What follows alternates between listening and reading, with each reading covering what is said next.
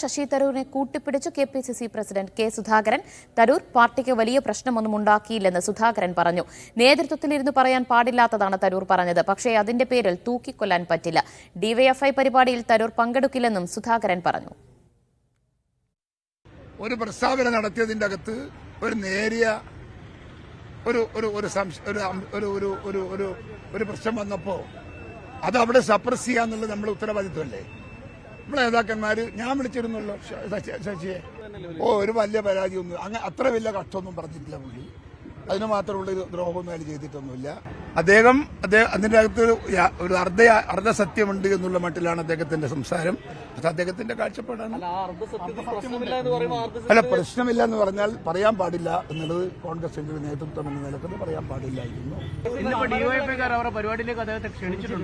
അത് അദ്ദേഹം പോകുന്നില്ല, അതിനെപ്പറ്റി ബേജാറൊന്നും. ശശി തരൂർ ആ പരിപാടിക്കൊന്നും പോവില്ല എന്ന് ഞങ്ങൾക്ക് പൂർണ്ണ വിശ്വാസമുണ്ട്.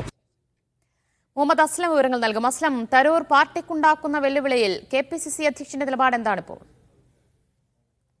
തരൂരിനെ ചേർത്ത് നിർത്തി അതൊരു സമീപനം KPCC പ്രസിഡന്റ് കെ സുധാകരൻ സ്വീകരിച്ചു എന്ന് വേണം കരുതാൻ.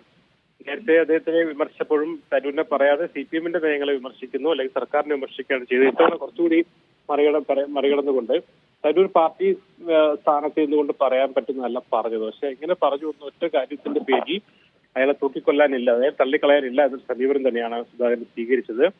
മാത്രമല്ല അദ്ദേഹം വലിയ പ്രശ്നമൊന്നും വലിയ ദ്രോഹമൊന്നും പാർട്ടിക്ക് ഉണ്ടാക്കിയിട്ടില്ല. അദ്ദേഹം പറഞ്ഞ കാര്യത്തിൽ ചില ആൾക്കാർ വിശകലനം ചെയ്ത് വലുതാക്കി കടലോല എത്തിച്ചു എന്നൊരു വിമർശനം കൂടി സതീശൻ MMS ഉൾപ്പെടെ തരൂരിനെതിരെ രംഗത്ത് വന്ന ആൾക്കാർക്കെതിരെ കൂടി സുധാകരൻ സംസാരിക്കുന്നത്. അതായത് പൂർണ്ണമായും നേതൃത്വം തരൂരിനെ തള്ളിയ സംസ്ഥാന നേതാക്കൾക്കൊപ്പമല്ല താനെന്ന് പറയുകയാണ്. മാത്രമല്ല ഇപ്പോൾ കാര്യങ്ങൾ വന്നു, സംസാരിച്ചതോടുകൂടി എല്ലാം കഴിഞ്ഞു.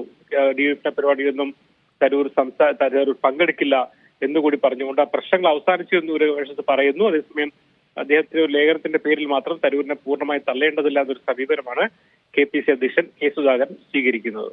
ശരി, തരൂരിനെ ചേർത്ത് പിടിക്കുകയാണ് KPCC അധ്യക്ഷൻ കെ സുധാകരൻ. വിവരങ്ങളാണ് മുഹമ്മദ് അസ്ലം നൽകിയത്.